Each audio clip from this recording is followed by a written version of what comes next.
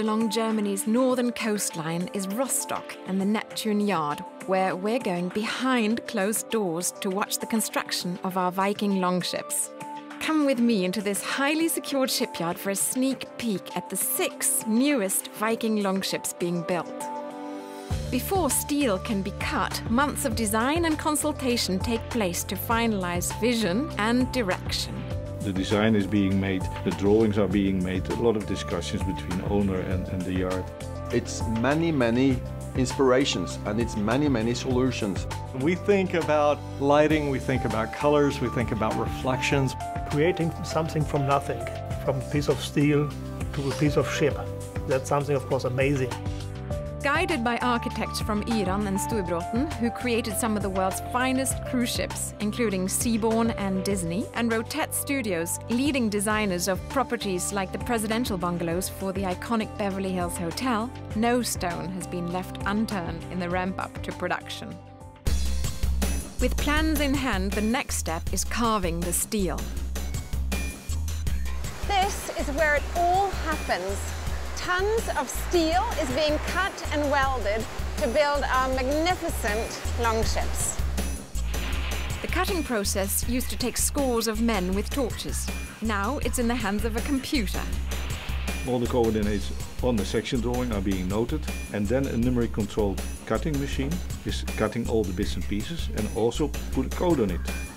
Using these codes as a guide, workers assemble the base of the ship called the keel. Then all production stops to honor an age-old tradition known as keel laying. Today is a great day for all of us. It's keeling of the next ship for Viking River Cruises. In the past, when they build a ship, they also want to satisfy the gods. And that's why nowadays we put a coin under the keel. It's an ancient habit from the very beginning. The coin is meant to bring good fortune, and the ceremony is widely known as the moment the ship comes to life. A real privilege and a great honor to help get this ship off to a good start. Rather than a linear construction process, the longships are built in sections, out of order and then joined later. But the way they actually do it was not what I was expecting. At this stage, the sections are all built upside down because it's easier to put in the piping underhand rather than overhand. Next haul, they flip it and start working on it the right way up.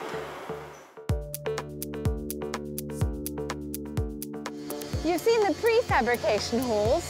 This is the second stage. And here, the sections are being assembled the right way up, and they're coming together to really start looking like a ship, or in this case, 2 ships. Outside, the longships are prepared, painted, and made ready to face the elements. Inside, it feels like a different world. It's like a giant treehouse, but made of steel. Within this steel maze, structural elements, bulkheads, watertight doors, and other essential components are added. All the connections are there, propulsion has been mounted and installed, the bow thrusters are in. Then finally you launch the vessel. At last, it's time for the longships to leave their cozy quarters.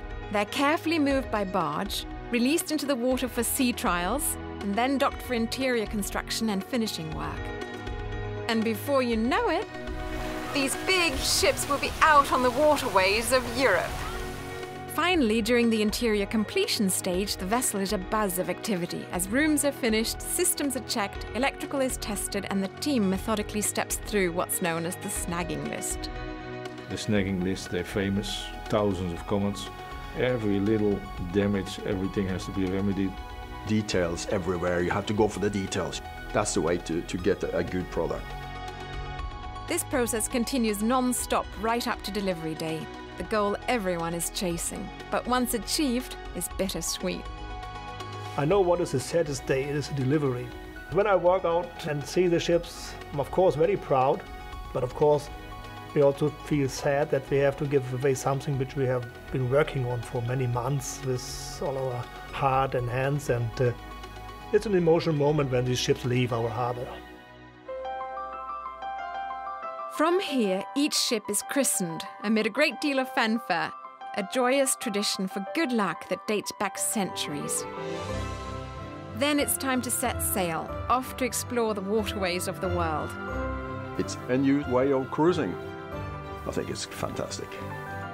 We are very, very proud of these ships. It's a truly grand environment, a new way of thinking about hospitality on the river. From point zero, when there was the first idea on a piece of paper, after 18 months you see a beautiful ship. What better thing can happen in your life than working on something like that?